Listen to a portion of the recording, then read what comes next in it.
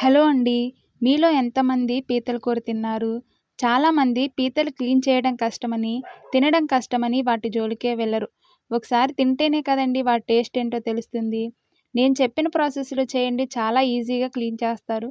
ముందుగా పీతని తీసుకొని వాటి గంటెలను తీసివేయాలి. తర్వాత వాటి కాళ్ళను మన చేతితో పట్టుకుని పైకి లేపినట్లయితే చాలా ఈజీగా పైకొచ్చేస్తది. చాలామంది కాళ్ళను ముందే తీసి పీతను పైకి లేపాలని ట్రై చేస్తారు. ఈ ప్రాసెస్‌తో కంపేర్ చేస్తే అది చాలా కష్టం. ఇలా చేయండి, చాలా ఈజీగా వచ్చేస్తది. తర్వాత వీడియోలో చాలా క్లియర్‌గానే చూపించాను. ఆ విధంగా మీరు ఆ వేస్ట్‌ని కూడా క్లీన్ చేయాలి. చెప్పడం కంటే చూస్తే చాలా ఈజీగా అర్థమవుతుంది.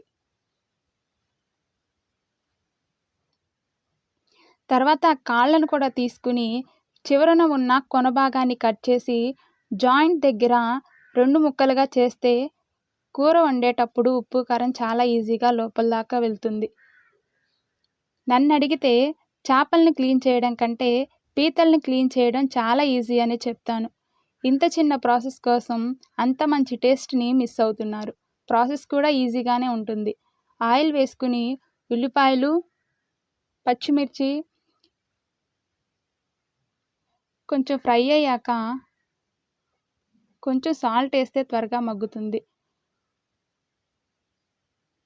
తర్వాత కరివేపాకు ఏసుకుంటే అది కూడా కొంచెం ఫ్రై అయ్యాక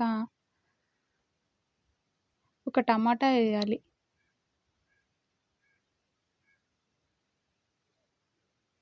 అది కూడా కొంచెం మగ్గాక కొంచెం పసుపు, కొంచెం అల్లం వెల్లుల్లి పేస్ట్, ఫ్రెష్‌గా దంచిన అల్లం వెల్లుల్లి పేస్ట్ వేసి పచ్చివాసన పోయే వరకు దాన్ని కూడా కొంచెం ఫ్రై అవ్వనివ్వాలి.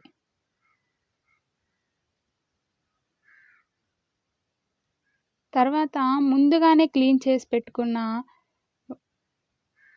పీతల్ని కూడా ఇందులోకి తీసుకొని ఆ మసాలా దీనికి పట్టేలాగా ఒక్కసారి పీతలు మొత్తాన్ని కలిసేలా తిప్పుకోవాలి.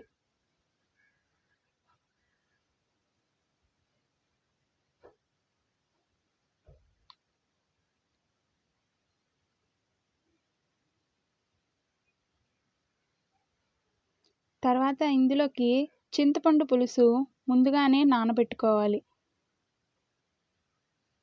తర్వాత కొంచెం కారం వేసి కారం కూడా ముక్కకు పట్టేలాగా తిప్పుకోవాలి.